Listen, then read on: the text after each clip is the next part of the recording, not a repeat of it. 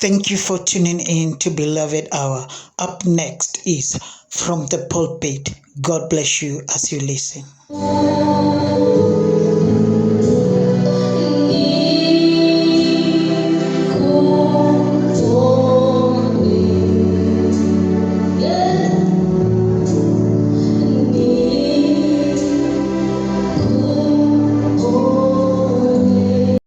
Na siku ya leo ningependa tujadiliane mambo mawili matatu ambayo yatatusaidia tukizingatia ya kwamba ni mwaka wa urejesho. Amen. Na kama ni mwaka wa urejesho, tunaamini ya kwamba hatutabaki vile. Amen. Wengine wakirejeshewa hata sisi hatutapitwa. Amen. Unaamini hivyo? Inafaa ukiri na uichukue ikiwa yako katika maisha yako. Own it. Amen. Kuwa iwe sehemu yako, kwa sababu wakati tunasema ni mwaka wa ujenzi na hiyo mwaka inapita na unaangalia hata choo hujajenga, unashindwa kulikuwa na mwaka wa ujenzi ilikuwa inajenga nini? Pengine ulijengewa maisha ya kiroho lakini hukutambua. So be careful, angalia uone ni wapi unarejeshewa. Amen. Na pia ni vizuri kuambia Mungu, kama ni wewe umesema hivyo, ningependa hiyo iwe sehemu yangu. Amen. Ningependa tusome neno la Mungu ndio tuingie katika mahubiri ya leo. Nitasoma katika kitabu cha Genesis Mwanzo 32. Mwanzo 32 24 hadi 33. Hii ni hadithi ambayo ni ya Yakobo ambaye tumemsoma kwa Biblia ya kitabu cha Mwanzo mara kadhaa, na tukisoma historia ya mtu ambaye anaitwa Yakobo tunamjua ni mtoto wa Isaac na ni ndugu ya Esau. Lakini kuanzia mstari wa 24 kuna hadithi ambayo inaendelea kutoka huko mbeleni na imefika hapa sasa tunaanza kusoma. Yakobo akakaa peke yake na mtu mmoja akashindana naye mwereka hata alfajiri. Naye alipoona ya kuwa hamshindi, alimguza panapo uvungu wa paja lake. Akateguka uvungu wa paja la Yakobo alipokuwa akishindana naye. 26. Akasema, niache niende maana kuna pambazuka. Akasema, sikuachi usiponibariki. Akamuuliza, jina lako ni nani? Akasema, Yakobo. Akamwambia, jina lako hutaitwa Yakobo, hutaitwa tena Yakobo ila Israeli, maana umeshindana na Mungu na watu, nawe umeshinda. 29. Yakobo akamuuliza akasema, niambie tafadhali jina lako. Akasema, kwa nini waniuliza jina langu? Imeenda. Kwa nini waniuliza jina langu? Yakobo akamuuliza na 7, jina lako ni nani? Akajibu, Yakobo. Ndipo yule mtu akasema, jina lako halitakuwa tena Yakobo bali Israeli, kwa sababu umeshindana na Mungu na watu, na pia nawe umeshinda. 29. Yakobo akasema, tafadhali niambie jina lako. Lakini akajibu, kwa nini kuniuliza jina langu? Ndipo akambariki huko. Kwa hiyo Yakobo akapaita mahali pale Panueli, akasema, ni kwa sababu nimemwona Mungu uso kwa uso na bado naishi, maisha yangu yameokoka. Haleluya. Unaweza enda usome hiyo hadithi uipate vizuri. Lakini tunapo kuja hapa, hebu kwanza tushukuru kwa sababu ya neno, alafu tutaendelea. Bwana nakushukuru kwa sababu ya neno lako.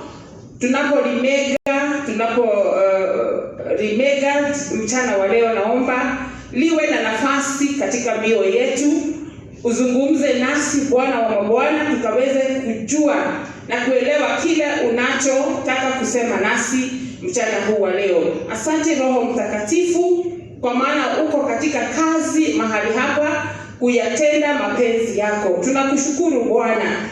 Nena na nafsi zetu, nena na mioyo yetu katika jina la Yesu. Nisaidie Bwana ninaposema, nami pia Bwana nibarikiwe pamoja na watu wako. Katika jina la Yesu Kristo nimeomba na hata kushukuru.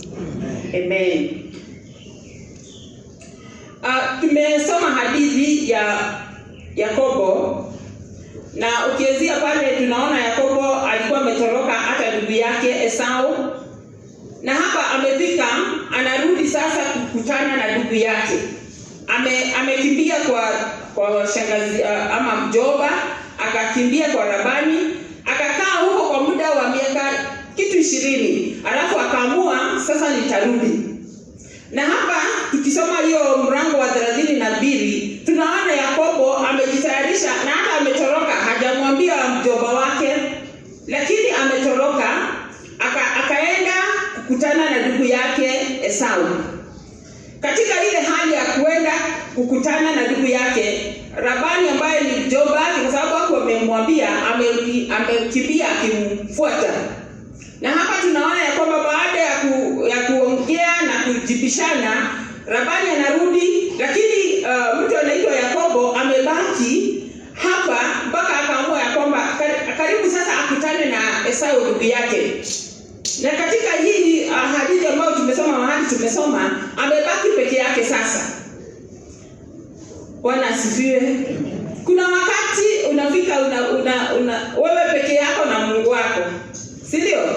Unaamua kumtafuta Mungu wewe na Mungu wako. Haleluya. Pasipokuwa na umati. Bwana asifiwe. Ni kwa sababu wakati tuko wengi tunaambiana ni wakati wa kufunga. Ni wakati wa kuomba.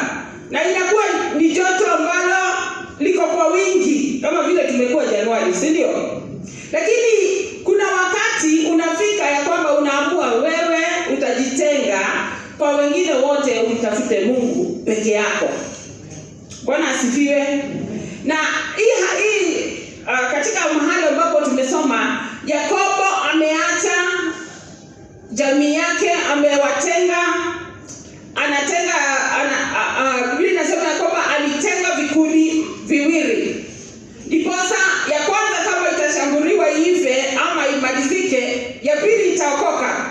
Lakini hapa anasema ya kwamba hata mimi nitakuwa peke yangu. Bwana asifiwe. So ni vizuri kuamua ama kuchagua kumtafuta Mungu wewe binafsi.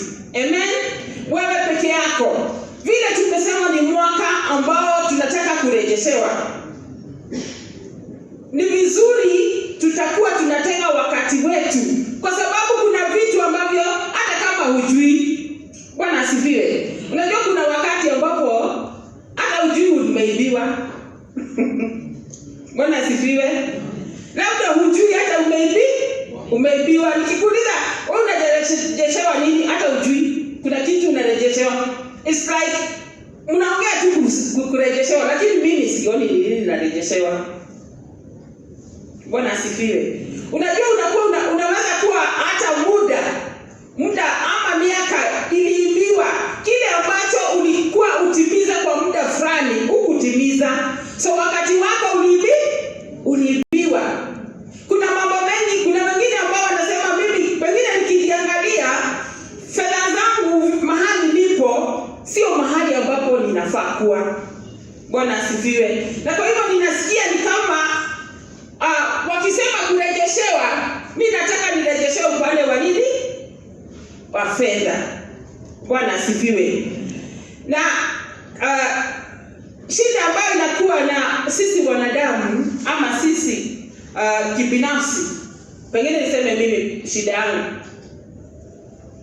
wakati tulilelewa kwa njia ya kuambiwa unajisimamia. Bwana asifiwe. unajisimamia, yani unajitetea mahali huko.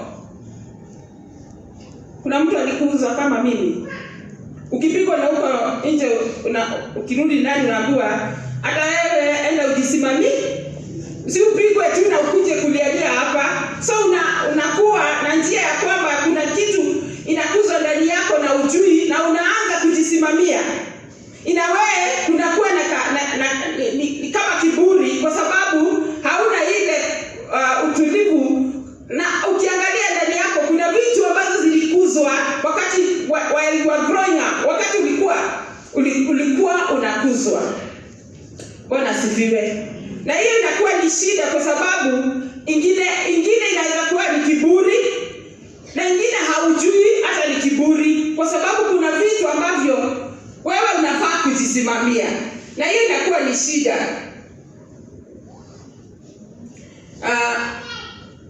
Lakini wakati tunapokuja kwa Yesu, kama vile Yakobo anajitenga anakuwa peke yake, wakati tunakuja kwa Yesu anatuambia, anatufundisha unyenyekevu.